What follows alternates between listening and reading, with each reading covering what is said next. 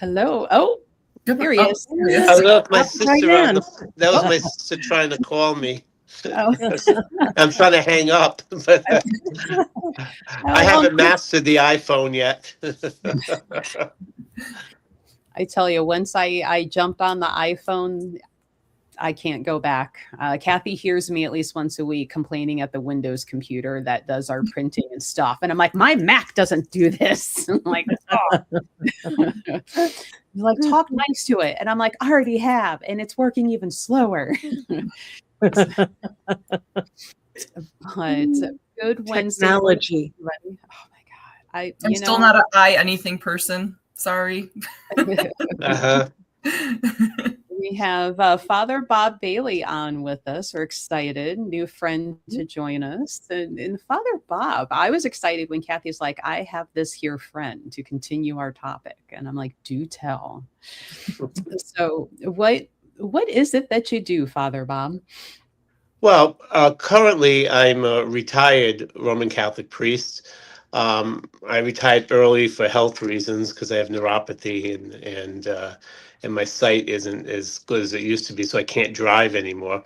But I live in a residence with other retired priests, but it has freed me up now to be able to concentrate more of being involved with the paranormal community.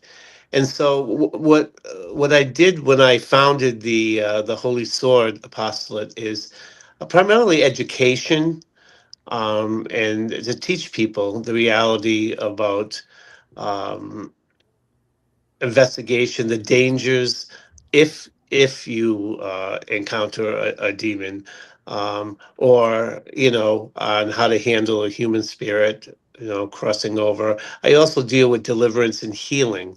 I don't do exorcisms over people because we as Catholic priests need to get permission from our bishop because it's very Okay. dangerous. It's very dangerous. It's rare, a rarer phenomenon. So, but I do deliverance for people who may be oppressed or obsessed, or anything else, for healing also, for healing ministry. But primarily, I try to educate people and also investigators, trying to teach them some of the things that I've learned down the years. Mhm, mhm. Very interesting. So I'm glad that you explained that you don't do exorcisms, that you actually do deliverance. Can you explain to the audience the difference between the two?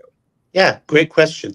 Exorcism is a rarer phenomenon, although it's more prevalent now than it was before, but still a rarer occurrence. That's when a person's will is eclipsed and the person is possessed, totally possessed.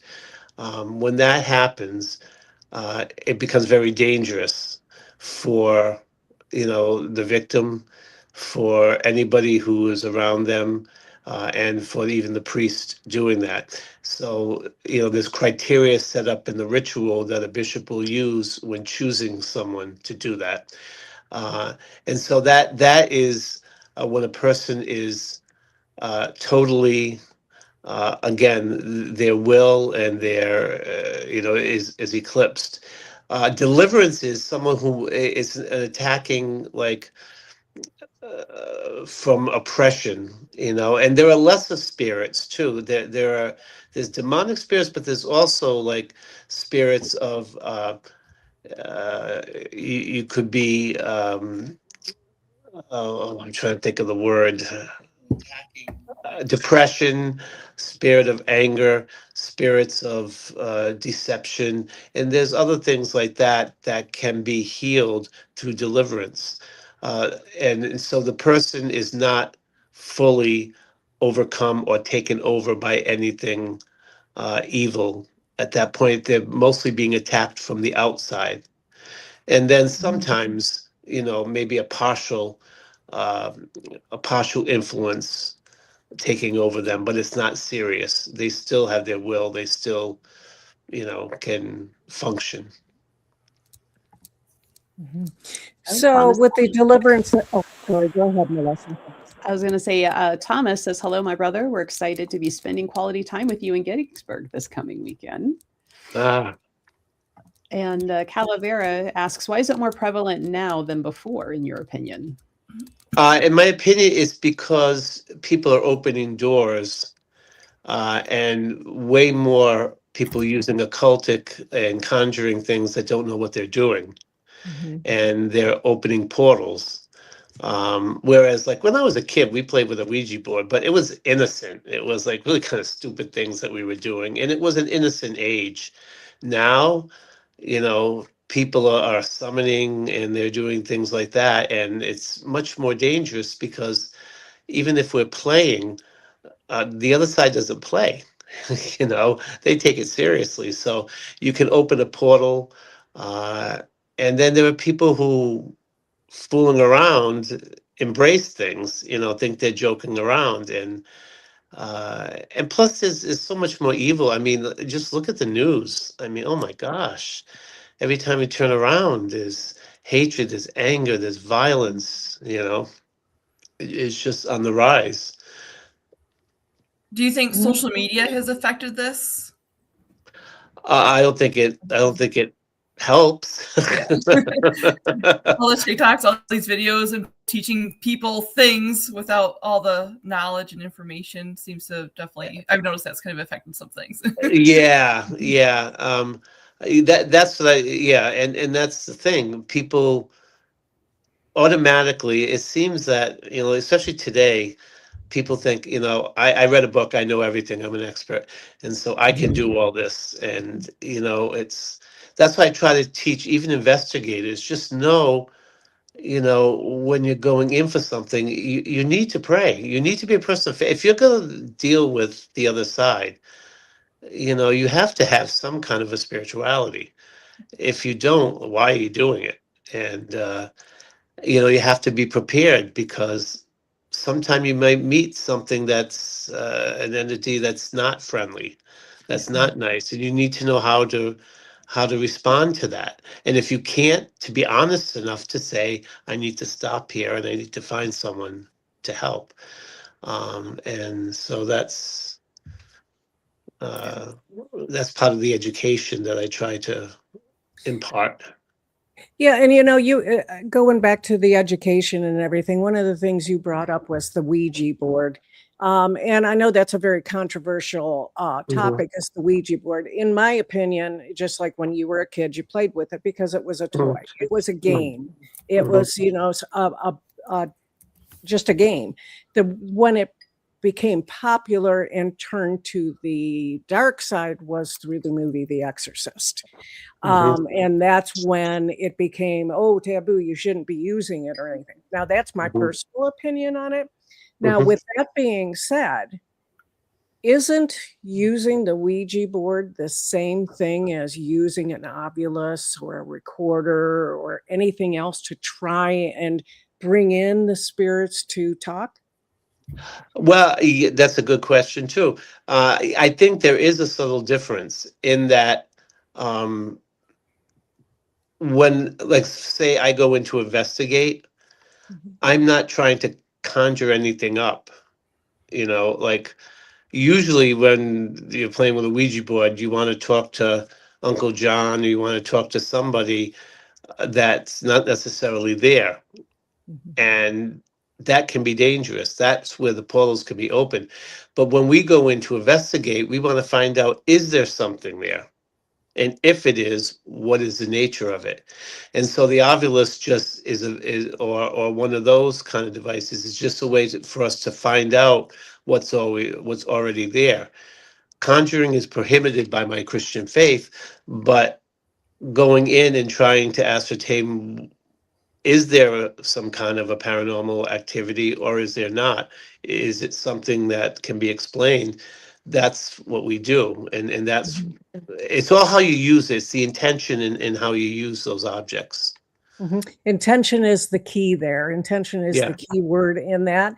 Do you find that a lot of the paranormal investigators out there that you're working with are doing things to conjure? Not the ones I know. There are. Oh, there definitely are. Okay. And I know because I've had to respond in the past to places where it became worse because of it. But I tend to, and people tend to gravitate to me that that have a good sense of the proper use and what to stay away from. Um, I think if they promoted that, they probably wouldn't be working with me or want to work with me, Right. because even I have a book coming up, a workbook rather, and in there I spell that out, you know, uh, Mhm. That was one of the succinctly. reasons sorry, just a delay Yeah. there. One of the reasons I stopped working with some teams, well, especially locally, is because I don't mind going in. I don't mind being the medium. I don't mind helping. I don't mind helping clear people and that kind of stuff. But when you're deliberately trying to draw more things in and using spirit pumps and conjuring things, that's definitely interfering with my intentions for my work. So that's a Mhm. big reason I completely separated from things. And I mean, I'm more than happy to go work with people still, that are on the same mindset that I am, or similar, at least not conjuring things deliberately to, make more money off a location. Right. Right. Right. So, which is unfortunate because it gives people, the people that want to follow these things, or the people that want to start getting into it, they kind of get the wrong idea about how this works also. So Yeah, that's one of my kind of pet peeves. Maybe it's because I'm a priest. Obviously, it's because I'm a priest, but also the nature of why I'm involved in the paranormal is to help, and even the spirits. Now, if the spirits, for some reason, are trapped, they need assistance, and I go to a haunted location, and it's like, what if these spirits want to cross? What if they're being prohibited? What if they're scared? What if they're confused? What if they don't feel worthy? Whatever, and I can help them, but usually they don't want, the people who run these things don't want you to do that. yeah. And that's a quandary for me because my nature is to want to help. Mhm. So Yeah, I understand the wanting to help and everything because our team, that's what we don't take any money at all. I mean, mhm. we go in and we try to make people comfortable in their homes again. Now, with you saying that you're going in and you're crossing people over, and this is only because of my lack of knowledge here. Mhm. Um, you going in and crossing people, doesn't that kind of contradict what the Catholic religion says? I mean, only because I don't understand. Right, not necessarily, and that's why, again, I put that in the workbook, is that as Catholics we believe in the purgatorial spirits, so that there may be, that there are souls at the point of death who have unfinished business, who have things that they need to work out. It could be unrepented, but nothing serious enough to want to go to hell. But they're on their way to heaven. They just need to go through a purifying period. And those are souls that I can help. And we can help by our prayers. And then there's the anomalies. And I say anomalies, and I don't understand, but I do know it exists. Those who are trapped for whatever reason. And then there's the whole free will. We believe, in Christian tradition, that we possess free will, and so do the angels. Well, do we lose that when we die? I don't believe so, because the angels still have it. So if someone uses their free will and says, "I'm not ready to go," or "I'm too afraid," or I can't right now," then would God honor that? Why not? But it's an anomaly. Normally people go. But in these instances, they may be people who aren't, they feel afraid, or maybe it was unprovided death, or maybe it was such a sudden, violent death that, that needs to be ministered to. So, yeah, no, it doesn't go against my faith at all. Okay. But it took years of looking at. For instance, they say, "Oh, well, Christians don't believe in ghosts." I say, "Oh, really?" Well, if you read the Easter accounts of Jesus when he was walking on the water, the disciples were afraid and thought they were seeing a ghost, and Jesus clearly said, He said, "Look at my hands and my feet and know that a ghost does not have flesh and blood as I do." Jesus never ever looked, never ever shied away from a teachable moment. Now, that was a perfect time for him to say there's no such thing as ghosts, but he didn't say that. So you could infer there was definitely a belief in ghosts. Jesus didn't refute that. So, Well, I'm glad, Kathy, you asked the question around Catholicism, right? Because way back yet, when I was younger, walked uphill both ways. Was confirmed Catholic, though do in like the military, Catholic churches. So I'm not quite sure. And it seemed to be depending on the base and the priests, the acceptance of some of the woo woo would vary. So, and I know there's different types of Catholic churches. Does it kind of depend on the type of Catholic church of whether or not you're going to get more help or kind of shoved out the door? Like, that's not a real thing. Come to confession. it depends on the individual, the Okay. priest. Yeah, I mean, there should be no different type of Catholic Church. We all have one theology, one state of belief. It's how it's flushed out. You know, um, that is the opinion of the priest. And it's sad because many weren't trained. Those who came from the '60s and '70s and were trained in those decades, they went so much into psychology that they threw out everything else. And psychology definitely has its place, and we use it in the church, but not to the throwing the baby out with the bathwater, you know. And unfortunately, yeah. So it's a sad reality that people come and say, I did go to my priest or my minister, and they said, "Oh, go to a psychologist," or no, no, no, it's going to be something else. Mhm.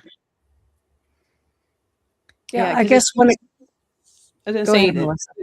the woo-woo seems to be a little more accepted nowadays in like the churches itself, like you're not immediately labeled crazy. Hmm. And it you kind of feel safer going in and talking to a minister or a priest or a, head holy person to be like, I need help. And, new house, new instance, or been in this house forever, but suddenly there's this going on and it's not the house settling. We've had the AC guy come out, we've had the plumber come out. Like, what gives? And you're not immediately like you would be 20, 30 years ago, shoot out the door as a crazy person and don't come back. So I do like that that's changing. It is because there's so much exposure out there, and it's so prevalent that we have to take a look at it. You Mhm. know, the beautiful part about it in our Catholic tradition is that we have a treasure trove of things to help when it comes to that. I mean, blessing a new house has been a long-standing tradition. It was years ago. You got a new apartment, you got a new house. Oh, I'm going to call for the priest to bless it. So, I mean, that's right in that. I mean, we have an epiphany, the blessing of chalk and chalking over the doorway. That's a blessing. Having blessed a cross or holy objects or Bible in your house. Again, all these things are there, and they're weapons, for us. Again, unfortunately, it was kind of tucked away in those decades, but it's now back. It's coming back.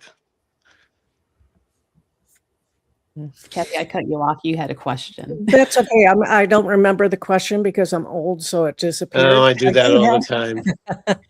I do have a different one that's it's going in a completely different direction. Okay, with you being a retired Catholic priest and everything, you have your beliefs. What about beliefs of other religions or other nationalities? There's a wide variety of all kinds of beliefs out there. And Are you, cultures, right? yeah, are you that, how do you feel about going into I mean, let me rephrase the question. Do you go into places where a person doesn't even believe in God? Uh, I would go in and talk with them. I mean, obviously, there's not much I can do if they have no faith system at all. Mhm. They need to take their personal power, and if that doesn't exist, it's futile, you know. However, I have gone in with people from different religious traditions, and I have no problem with that. I've worked a few times with a shaman locally, and she, because there was Native America. You're in New England, you're going to run into Native American stuff, you know. Uh, and so I would do my thing, and then she would come and do her thing. I would do the holy fumigation with the holy incense. Then after that, after the battle, then she would come in with the sage, which was never meant for spiritual warfare, but to put something positive, to create a positive atmosphere in your home. So we worked very well together. If somebody was, Jewish or Muslim or Buddhist, if they feel more comfortable, then they can get someone from their faith tradition. But in all my years of doing that, I have never encountered somebody who said, "Well, okay, you're a Roman Catholic priest. I don't want to use what you're doing." It's like no atheists in foxholes. Mhm. No, they welcome it. They really do. They welcome it. They're open to it. If they're at that stage where they're looking for help, I can only come from my Roman Catholic tradition because that's what I know, that's what I Right. do, and that's where my power comes from. Um, but I I always tell them you need to go back to your faith tradition and you need to practice it. Because once I leave, that's not, it's not magic, automatically, you have to keep that hedge of protection. You have to keep that up and you know, and keep it healthy, you know. I like that you have a little black bag of people that you go to help with different situations. Like you had mentioned the shaman. Hmm. Melissa is a shaman as well as the store owner of Goddess Elite, and she has a lot of knowledge in that area as far as with the Native Americans and everything. So Hmm. there, she's a wealth of knowledge on that. And Oh so yeah, when I you're mean, you go in saying New you England. Mhm. New England, Right. you're going to run into it. Yeah, you have to be open to those other things, and I'm glad to hear that you actually, work with other people as well. Oh yeah, and it's funny when I was on Paranormal State, I was looking for incense, and I like the frankincense and myrrh. I mean, I love other stuff like the smell of dragon's blood and nag champa, but I want to use the frankincense and myrrh because it's biblical sense. So I Mhm. would go in, and the best place to get them, because I use the sticks, is the metaphysical stores. So I was going in looking for 'em, and the woman who was there was a white witch, and she went in there, and I was telling her what I do, and she was so supportive of my doing spiritual warfare. It was amazing, Mhm. and it's like, people think, there's only bad witches. No, that's not true. Witch means wise one, but we don't know the Like difference that. between those who practice Wicca and those who, practice the dark arts, you know. Mhm. So you mentioned Wicca. Do you feel that Wicca is dark?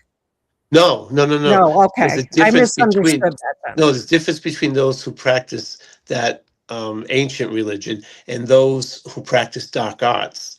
There are there are those who call themselves witches who do bad things, you know, who cast evil spells, who curse, who do all of that, all of those things, and actually, they give glory to the devil, whereas Wiccans won't. They would believe that we have a lot in common with them as far as things that we use. I use water, salt, candles. So do they. Mhm. You know, and so we do have stuff in common, and they would be horrified. I mean, they like I said, they supported me in going in and clearing people's homes, and trying to fight evil. And I became friends with a good number of them through that. Good. I'm was like, that? I don't know. kitty cat. Oh, Yeah, he decided he Sounded wanted like to a visit. stomach. I thought maybe you brought in a demon with you, Father. Woo. oh, I hope not. Well, orange cat is not much. He wants to say hi. Not much different than a demon sometimes. All right. Sorry about that, Orange Melissa. cat. Go ahead. Orange cat energy. So, Father Bob, did you see the movie The Pope's Exorcist 3 years ago? now? Yes. I've always been greatly interested in Catholic exorcism, like the whole logistics behind it, how it works, how this, and I didn't know this priest existed until this movie came out. So of course I had to watch it. I had questions, Mhm. but is he widely talked about if you were still active and they're like, if you have questions, call this guy? Oh, he passed. Father Gabriel Amorth passed. That was one of the worst movies. I was so angry when I saw that because it didn't portray him at all. Okay. In his story, he never got possessed. He never did all that stuff. That was most of that was made up. I don't understand Hollywood because if you read his books, The Exorcist tells a story. The truth is scarier than fiction. Why do you have to make things up? And I looked at it and I said, that's not him. And I waited till it came out free because I wasn't going to support it by paying money. You want to see one that does deal with the real, it's called The Rite. The Rite, Okay. Rite. That is a compilation of actual accounts from Matt Baglio's book of research that he did following an exorcist. I'll add it to my list. I muted myself while I was typing because I immediately That's okay. opened up tab number 200 something. It was like, wait to watch the movie The Right. The Rite, yeah. I put The it on other my one that's good I is won't remember a tab. the other one that's good. It's fictitious, but it's sound and it's theology and is nefarious. Okay. I watched that one because again, anything to do with possession and everything else, intriguing to me. I'm not as afraid of it as I probably should be, honestly. And at first I was like, this isn't scary. This isn't hokey. This is mental warfare, psychology across the table, which yes, could be. But by the end and that twist that I was like, oh, damn. Okay. Did So you notice when the priest came in and he comes in with this very modern stole thing? I go, oh, here's the liberal priest coming in. And then he goes, what are you doing here? He said, you believe in the devil? Oh, no, I don't. That's just a part of the evil in you and all that. And he goes, I like you. And that was so sound because a priest like that can't do any good to anyone when it comes to spiritual warfare. He's sold out, from the 60s and 70s. That he doesn't, if you don't believe in personified evil, then you have no business, like, what are you doing? But they exist. okay. Those guys exist. Yeah. I'm gonna have to rewatch that one because it's been a couple of years. Good acting. It was. And I liked that twist that the demon had towards the end. Yeah, you didn't see it coming. I know. It was like, oh. I was like, oh, damn, he really is a demon. So according to Google search, we can watch The Right on Sling. A couple other places though, you might have to pay like $4 or something, but I'm sure if you dig around, you can watch The Right. Now there's another one that I will tell you that's excellent. It's older and it's called In the Grip of Evil. In the Grip of Evil. It's the actual account of The Exorcist with the boy.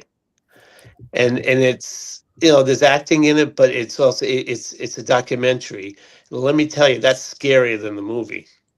I had I was, I went on to this whole thing with my young people, with my teenagers in the youth group, and we were talking about it because they were interested. I said, okay, so I can give them impart some spirituality to them. That's something they're interested in. So when they saw that, it scared them more than the movie The Exorcist, because that was the real account, and it's worth watching. It really, really is. It's true to life too. There were rumors that the movie set the actors were like cursed or haunted by demons because of the content. Do you feel like that was a thing, or just a bunch of There was some paranormal activities going on the set. In fact, they had to have a priest bless the set a few times. And yeah, I have heard that there were some things that happened. I don't remember now; it was so long ago. But yeah, I have heard that. But I do know that they had a Jesuit priest on hand to bless. Okay. Well, I'll quit hogging him with extra, Catholic village. Well, I did see you on Expedition X just the other week. My husband and I watched that Oh, show yeah. all the time, and we were watching it, and there you were, and I go, "It's Father Bob." It was a very interesting It was. episode. It was. There was more to it than that. I mean, obviously, but because I had been dealing with the family, the homeowner was a friend of mine, and it's funny that the producer, I guess, called me, and he said, we have a case that we're working with, and we know that you know about spiritual warfare and all that. We'd like to get your perspective. We'd like to have an interview with you. I said, okay. He said, yeah, because we got a house in Rhode Island. And I said, oh, okay. So I said, well, would you mind? I mean, Rhode Island's a small state. Whereabouts is this house? And so he goes, well, it's just a stone's throw from the Conjuring house. I said, Patrick's house? And the guy just stopped on the phone. He goes, you know him? I said, yeah, he's a friend of mine. I'm involved in this case. I'm supposed to do an exorcism over house at the house. And they said, well, would you mind if we taped it? I said, well, I don't care. That's fine. So yeah, that's how that happened. It was That's how so that funny. happened. Okay. It's so funny. Yeah, over there they said that they had nowhere else to go, so they turned to they turned to Expedition X. No, not really. I have been working with them. But to this day, there's peace there now. Is there good? Oh yeah, Good. yeah. I'm happy to hear that. But it wasn't at that time. I got pushed in one of the rooms. I actually got pushed out. I didn't go on the full upstairs. There was a wicked bad snowstorm, and everybody was just concerned about getting out and going, getting home safe. So the girl Heather, who's so sweet and so caring, she said, "What about the upstairs? I'm concerned." I said, "Look, they're friends of mine." I said, "I will come back if there's problem." Oh, good, good. And sure enough, one of the teenagers who lives up in the attic where I didn't go had more problems. So I just went back. I did it. I buried the St. Benedict medals to form a hedge around the house, and it was fine. After that, it's been Good. fine ever since. I said, don't let anybody come in and do anything. Don't let anybody do anything in this house. And so I'm happy. What you just said, I find very interesting too, because you said, don't let anybody else come in the house and do anything. A lot of people, after it's been cleared, don't follow those directions, and it opens up everything again. It's almost as if sometimes I think they like it. I don't know. Well, I mean, I'm sure you must have run into it, you guys. I know I did. People like the exposure. Some people. That not everybody. I mean, some just want it out and that's it. But some, I think, they thrive on the attention. I agree. I know there's like the debate about charging and not charging to go do this stuff, and that's one of the reasons I do actually charge people when I go. I mean, there's obviously situations I won't. But I learned the hard way that sometimes unless people invest something in it, not just the energetic part, they don't follow the things that you're asking them to do. Or, yeah, but this person agreed to come in free and, they did this, this, and this. And it's like, well, great. And so, I mean, that's kind of the reason. It's not out of greed and ego. It's, I learned the hard way that people don't always follow through with what they're supposed to be doing unless they make an investment in it. Yeah. I agree with that, Kayla. And the reason why I agree with that is because of what I've been taught with, Reiki energy and Exactly. everything. It's like having your parent buy your car. You don't Yeah. respect that car until you buy your own car. Then you're going to clean it and then you're going to wash it. You're going to put the oil in it and everything. You're not going to park it 2 feet away from. Yeah. So something that's going to get hit. Yeah. you have that going on too. The fortunate thing for our group, we don't charge because we don't go in with the mindset that the place is haunted. We go in with the mindset there must be logical reasons. And then that's how you have to go in. Right. And then once there's no logical reasons, most of them just want confirmation. But if it's beyond that, we are not the people to take it to the next level. And we know and understand that. We have our own black bag, just like you, Father, where we reach into it and we say, hey, listen, there's stuff going on. It's not for us to deal with. We need to pass it to you. So that's if we were doing more than what we are, we probably should charge, but this is basically just to help people to feel comfortable in their home again. It's not to the level of like what you do, Father Bob. Now, Yeah, I don't charge only because I just because I see it as a ministry. But however, when I was more active and able to go, if I had to travel when I was driving or stay somewhere overnight, well, yeah, I would ask for lodging or gas money because, I'm not raking in the money, right. And so out of justice, to me, that's a justice thing. And if people want a donation, I would just tell them, yeah, I mean, if you want to give a donation, that'll help me to buy like the medals and stuff and whatever I need to help other people. So yeah, but I mean, that's really what my fee is really my supplies. It's not about, I mean, I've actually been told by people like you should be charging more. And that's not what it's about. It's more about making people be accountable for their things and really my supply resources. So it's like pretty minimal, but again, learn the hard way that people aren't going to take their own accountability or they just want the attention. So they keep bringing in all the free people because it's free attention and they find this one, they find that one. And it's just like, well, you just made a bigger mess. I went to a famous house.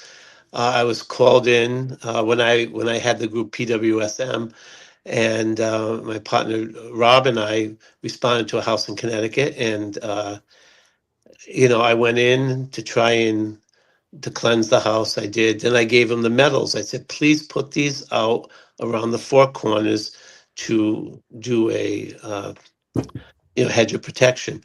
They called me again a second time. I went in and I saw the medals still there. And it's like, you haven't done anything I've asked you to do. But they wanted me there, sob story and all that.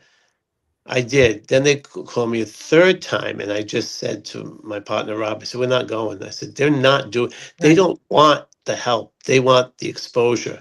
And sure enough, they went to other television interviews and all this stuff. And, and It those kind of happens. people you can't help.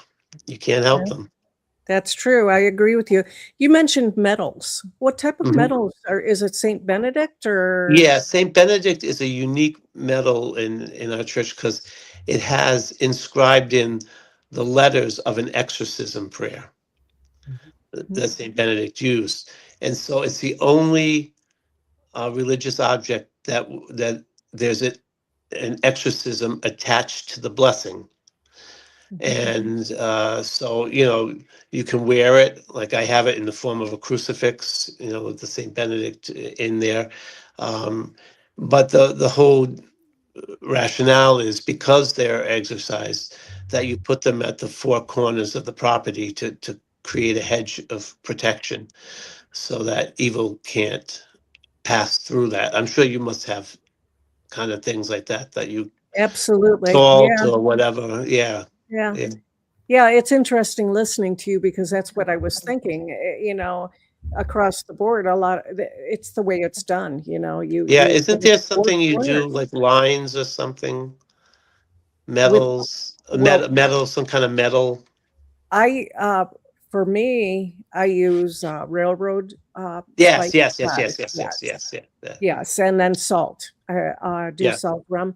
Um, but I wanted to say this, I'm going to promote Goddess Elite here. I know that Goddess Elite sells St. Benedict medals. I just saw them yesterday, as a matter of fact.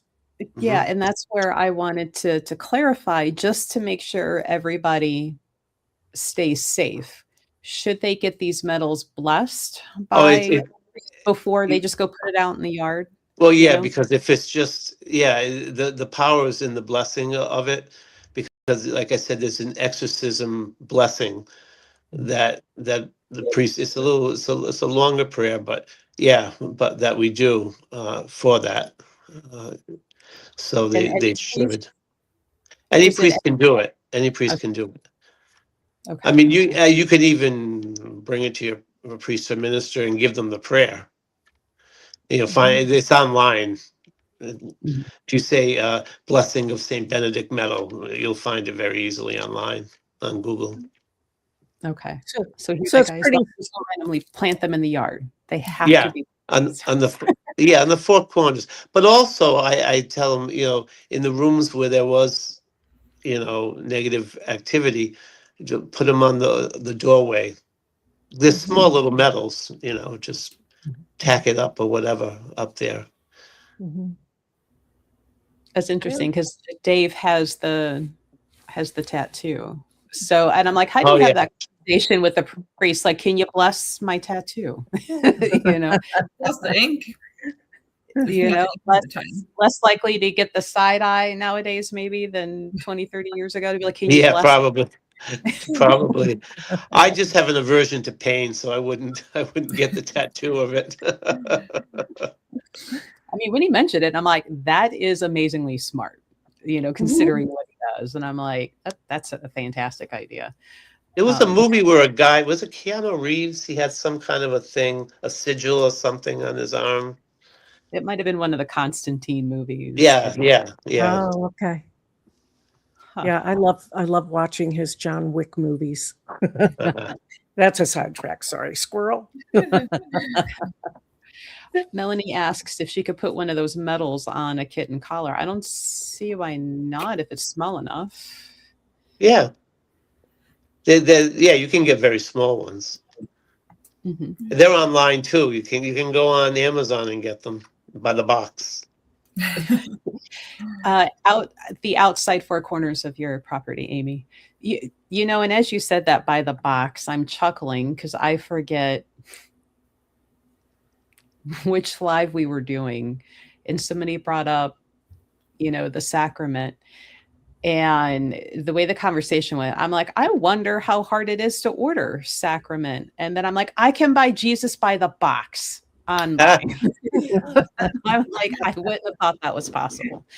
So, Well, yeah, you can't get the Blessed Sacrament, but you can get medals and crosses and stuff. Yeah, you can get anything on Amazon.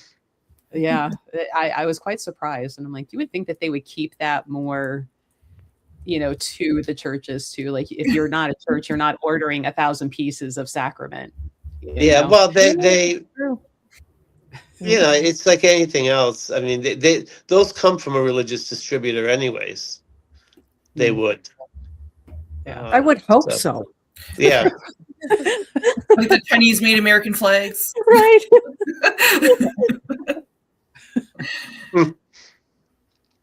So, Kate, anybody that wants to buy a box of sacraments, make sure that it's coming from a religious organization and not China. That's right. That's right. That's it. Father Bob, do you sell the blessed coins or anything yourself on your website? Or I anything? don't. No, not at this point. I don't. When I go to places, I'll bring them with me. Like I'll bring the four for in a little envelope and tell them put them on But no, it just gets it's beyond my pay grade selling stuff. Right. Someday maybe I'll have them available, but if I bless them, then I can't sell them. So Okay. I would have to ask for a donation. With that meaning, if a person couldn't afford it, then I'd have to give it to them. So even when I do tables and stuff, I have blessed because I don't feel like blessing them every other thing, if I have them at a table. And I just say, don't say suggested donation, blah, blah, blah. But if they can't afford it, I've given it to them. Mm. But you Very can't nice. sell a blessed object. It's Mhm. forbidden in our church law. Hmm.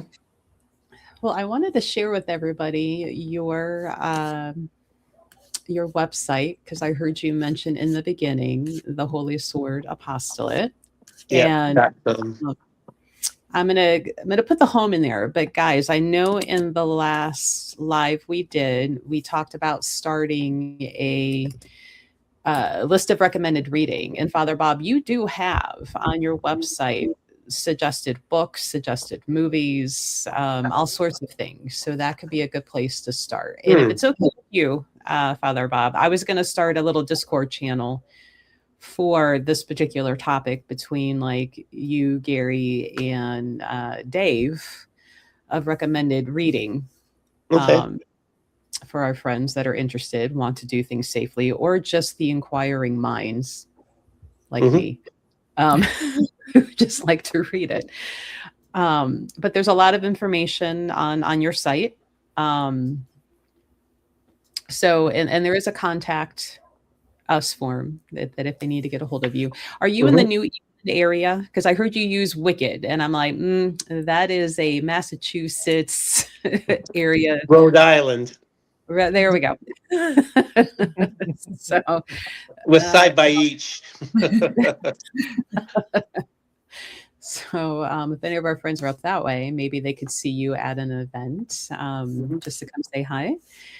But I will be, as I said, I will be having a workbook coming out. It's done. I'm just waiting for finishing touches and I got to get it published. It's called The Art of the Battle, and that'll be on Amazon. And that basically is a guide for people. And there's even pages of reflection that, here's what I use. And then at the end, what are things that we find helpful. And so you can use it as a workbook to go out there into the field. And just it's short. It's going to be a short read because I never wanted to write a book in my life. But when I said a workbook, I said, you know what? I have given workshops, so if this can help people, then I really like that idea. I'm going to have to get that. When you first talked about it, I thought it was like if you were giving classes, it was a book that you were handing out. But this is actually Mm-mm. something that'll be available to everybody. I Yeah, like that. for groups or individuals, it'll be very helpful to a group that not as seasoned, to just what to look for, and the main thing is go in with a critical eye. Not everything's a demon. Mhm. There are human spirits. There, if you can't handle it, don't be embarrassed. Stop and find somebody. These are just common sense things that we take for granted, but others it might be a revelation to. Mhm. Agree. if there's any last minute questions from our friends in the audience, now is the time.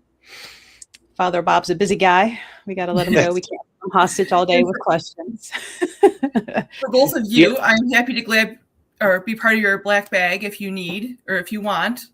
Feel free to. I work a little differently, but I'm always happy to lend a helping hand if there's some odd missing gaps there that somebody needs filled in. I'm always happy to. Well, the nice thing about what I do now, especially now that I kind of coined a nickname that was given to me years ago, the Paranormal Padre, is that I can work with different groups. So, for instance, I'm a consulting group with Nesper. I consult with Ryan with PRS. I'm friends with Elton and Matt and consult with them. I consult with Wardruna. I consult with, different groups that are out there, and I can work with them. And it's a great thing. When I had my own people working with, it was tough. Yeah. So It's I think- interesting. Oops, sorry, go ahead. I was going to say it's interesting you brought up Elton and Matt. Elton and Matt are the people that they bought the Conjuring House. Is that correct? no, they No, bought not the the Conjuring Warrens. House. The Warrens. That's right. Yeah. I know there was a lot of controversy behind Yeah. that and everything, but I'm glad that you're working with them because aren't they kind of new to all of this? And Oh no. Elton's been doing Okay. this for a long time.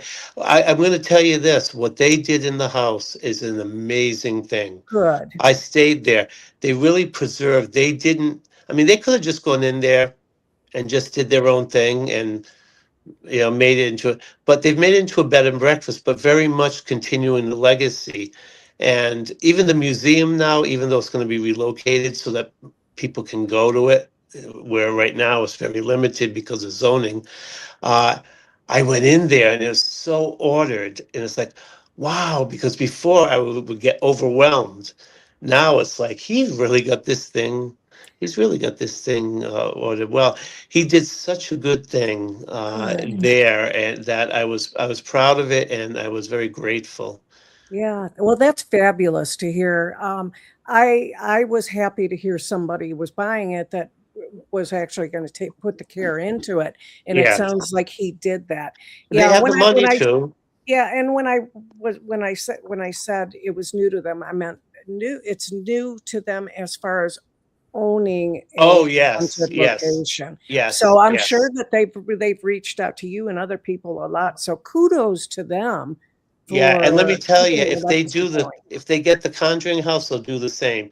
If you have Mhm. any doubt on what they can do, go to the Warrens' house, see what they did. I You will. know, I'd love and that. and there's so much controversy with the Conjuring House, and they're making Matt and Elton look like like they're I evil, and know. it's that they are not.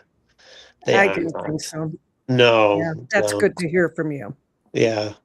So Carol says or asks, demons can attach to people, right? And how do we know that's what we're dealing with when facing others? Also, what does that stench have to do with demons attached to someone?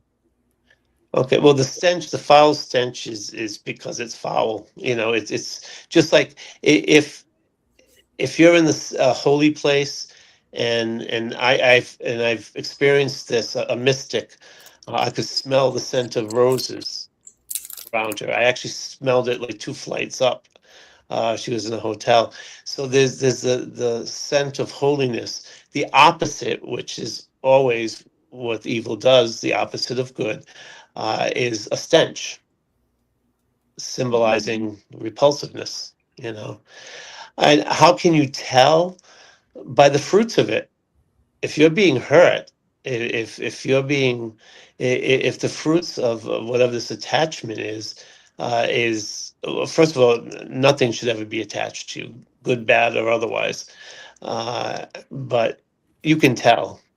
You can tell by what it does. If there's a good presence around, like sometimes our loved ones are around, you're gonna be able to tell that too. That's not gonna be frightening. Mhm. Right. Um, Now, some of our friends that are watching with us, they've been with me on this Woo Woo Wednesday for years, and I used to have on with me every Wednesday religiously Marianne Winkowski. And there's a question on if you've ever consulted with her. No, but I've heard of the name. I've Okay. definitely heard of her name. I've not met her. And Yeah. if I have, I apologize because I meet so many people. I don't think I have, but I have heard of her. Yes. Yeah. She doesn't do very many conventions or anything of the sort. And I don't know how often you were ever in the Cleveland. So I think you guys, like your circles, may not have ever really overlapped. No. Yeah. No. Um, our next question, if you had to draw a line to differentiate between Catholic version of God and what metaphysical realm calls spirit, what would it be? If I had to, what was that now? Draw a Um, line. Yeah, like is the Catholic God the same as spirit, what metaphysical people call, or are they the same, different? What would be the defining? It depends. I mean, the metaphysical is an umbrella. I mean, it's all up to whatever person. You know, like some groups probably would believe what we call spirit is God. You know, what we call the unit, what God they call the universe, whatever. So it depends. It depends on the practitioner, I guess. Yeah, I agree with that because I'm like, so many cultures, when you really break it down, they're similar, just a different name spread out over the Right. world. You know, Well, like the Universe Native God. Americans called it the Great Spirit, and that was God. Mhm. You know.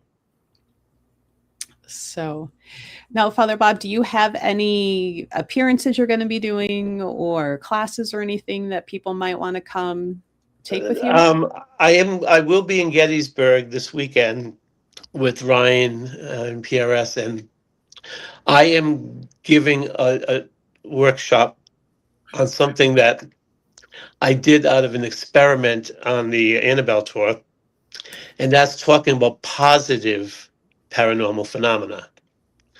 People are people are very well aware of the negative stuff, but they don't realize that miracles and things like that are also paranormal. They're above the normal. So I have relics and results of miraculous goings on, and that's what I talk to people about, that this is positive, and the response has been overwhelming. When I had the table, people gravitated towards it, and said they felt very warmth and they felt safe there, and they listened as I explained it. So I said, you know what, this has a place. We need to push this too. And if I write another workbook, which I hope I will, it's going to be on positive paranormal phenomena, written to the paranormal community in the language that they can understand. So yeah, I'll be in Gettysburg giving that. Then in May, I'll be in Penhurst, but I'm more or less going to be father protector of them when out there doing my religious role. I don't think I'm giving a talk, but that's okay because I'm dying to meet Project Fear. So I'm like thrilled. That's my favorite show. So that's then May, June, July. July, I'll be in Connecticut for the Connecticut Paranormal. And then August, I'll be in New Orleans. And both of those, I'll be doing my positive paranormal workshop. And then September, I will be in Cleveland. And I'll be doing that too. I think, what's his name? Christopher Lee Jansen, I Mhm. think, is doing Mhm. one. Right. So I got invited to be part of that. Well, So, I'll have to stop in. mm, So, yeah. We got time before the wine and spirits, I think, maybe. I was Or is gonna it say, oh, like, that's right. We have the wine and spirits on Saturday. Yeah. yeah, and that's the weekend that I'm already gone. That's it was That's the why weekend we're before not or involved after in I'd be able to that. come visit. But Yeah. Yeah. And there's it's the an 12th, also, right? I September might be 12th. invited to the Sally Saturday. House, Very Oh, interesting. which is on my bucket list. Mm-hmm. Ever since Project Fear went there, I said, wow. Well, I saw a couple of different things on the Sally House, but I kind of nice. want to know. So we'll see. There's a woman who runs a metaphysical store in Kansas, and she said, would you be open to, coming up as a very haunted area? And I said, yeah, sure. So, Very Say no cool. more. I'm there. yeah, really. Well, I thank you for joining us, Father Bob, taking time Oh, out of you're your day, welcome. letting us have conversations, ask questions. Um, oh, Amy, she's like, will he be able to do a meat and blessings at Goddess Sleep? I'll leave that to Father Bob, and that could be something we talk about offline, maybe. Mhm. Especially after like your first workbook when it's out, we could. Yeah, Yeah. yeah. Mhm. Um, We could probably even carry that in the store on a regular basis as well. So, Oh, thanks. Um, I'm waiting for Ryan's doing the forward for me because we've worked together and he's seen, you know, he's seen my technique or whatever develop in my journey with doing all this because it wasn't something that was taught to me. I had to learn all this deliverance stuff myself. So okay. Well, can't wait. Excited. Fun conversation to plan. I like having events in the store and bringing in people. And I have a love of books that you may or may not notice. Having the author events, I'm like, ooh, I get to pretend I'm a Borders manager again. Book. So, but thank you again for coming on. And thank you, ladies, for coming in and helping wrangle the conversation. Next week we'll be back. We're going to do some superstition work and conversation to coincide with April 1st. And I never believed it to be as bad luck as what it's put out there to be.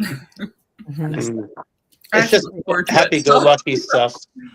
Yeah, I think the bad luck happens because now you expect it to happen, so then you trip yourself up.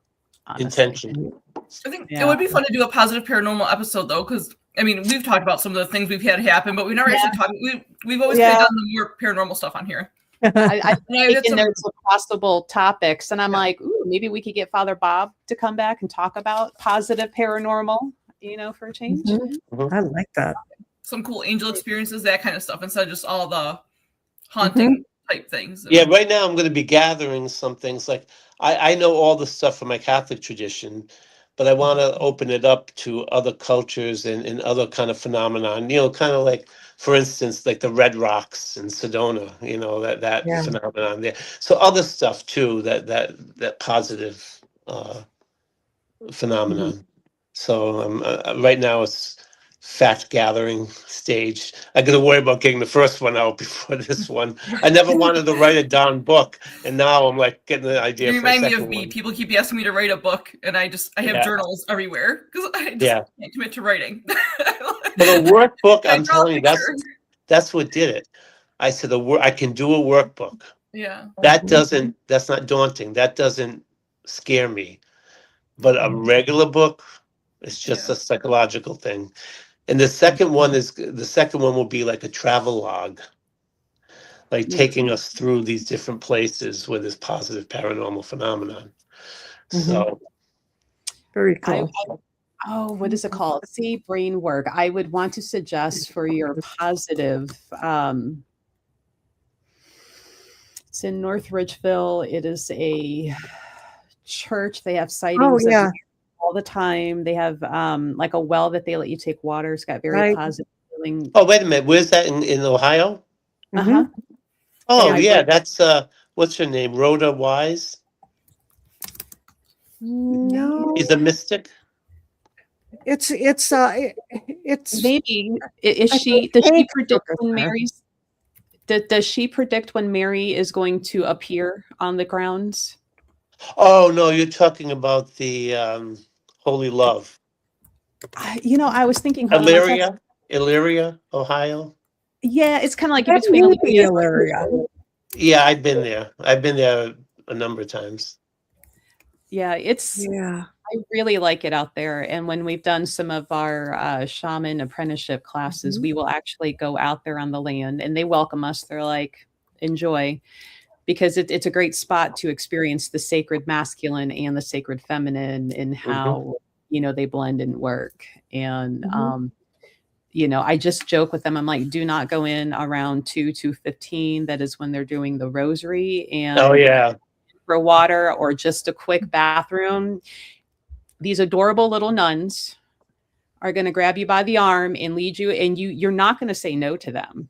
Of course not. End up doing. I'm like, that was the fastest rosary that I have ever done, and I'm like, this was. But it's a great church, great ground, pretty. They've got little statues and shrines, and people sending in their pictures of, miraculous pictures. Yeah. So, it's a great place. It is. I've been there, and it's only 5 minutes from where, like 5 minutes from where I live, Melissa. Yeah, I've been there during the apparitions a few times. Mm-hmm. It's a great. The whole land feels great, and I don't think it gets enough love and attention for what they offer and what they do there. But I suggest adding that into the positive paranormal section if it meets the criteria. Because she appears, and the one statue, I believe she turns pink. That white marble Mary on the inside chapel of the main building. Oh yeah. And then there's the blessing point. Yeah, That rock. There's a rock there or something on the glass. Yeah. Well, see, that's the thing. I have a number of Catholic phenomenon, so I'm trying to find from other religious traditions. Okay. Yeah. So, sorry, I'm like, people are already texting. They're like, "You're available now. It's 11," and I'm like, "No, I'm not. I am not." One last question, maybe. Is there a criteria to be blessed? A criteria to be blessed? Yeah, maybe could it be people or items? Like, do you have to have a reason to want something blessed, maybe? Or can you just say, I would like it if you would just bless this for me? Well, I mean, yeah, you would have a reason. Like if most people have a reason for wanting something blessed or wanting to be blessed. Whether I'm going for an exam or I'm ill or I have a friend that could really use prayers. Could you bless me in proxy for them, or could you bless this Bible or bless this cross? Yeah, it's usually because you have a reason for that. Okay. I don't think too many people would turn that away, like whether it's an object or a person. I know, like, I have people that come in and they bring things with them, or I had a client that showed up with his new car the one day, like, "Hey, can you bless my new car?" They just like pulled up in my driveway. He's like, "I'm on the way home, but I don't want to drive any further." So I don't think there's like really restrictions. No, well, I don't know. I don't want to speak for everybody, but I don't think from any of this group here, we're not going to be restricting people on. No, it's just they need to have the desire for it. I mean, if you say, "Well, I bless this because, bless this lottery ticket," and no, I won't do that. I agree. Right. Yeah. Darn. That's the only criteria, or bless my bingo card. Yeah, right. If I could do that, I'd do my own. Right. The Mega Millions. Yeah. Right. But that's not how that, No. Darn, there goes my. I was tempted in a casino once.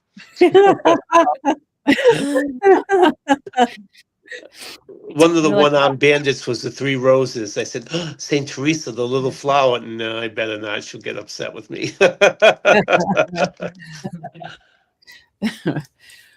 Well, thank you again, everybody. You're welcome. And thank you, Father Bob.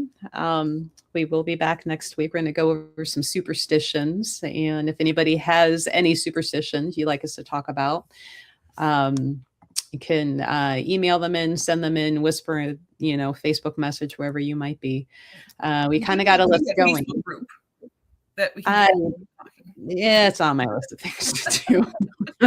my list to do never gets any shorter. Just no matter how many things I mark off of it, 5 more pop at the bottom. Yeah, I need to make that. But we will be back next week at 10 a.m. going over some superstitions. 10:03. We run at 10:03, no matter what we do. Yeah, we're early. We're right at 10, right? And we're ending at 11:11, so that's pretty good. That's right. So we got to hurry up and get off so we can claim it. All right. See you all later. Bye-bye. Bye-bye. Thank you, Father. You're welcome.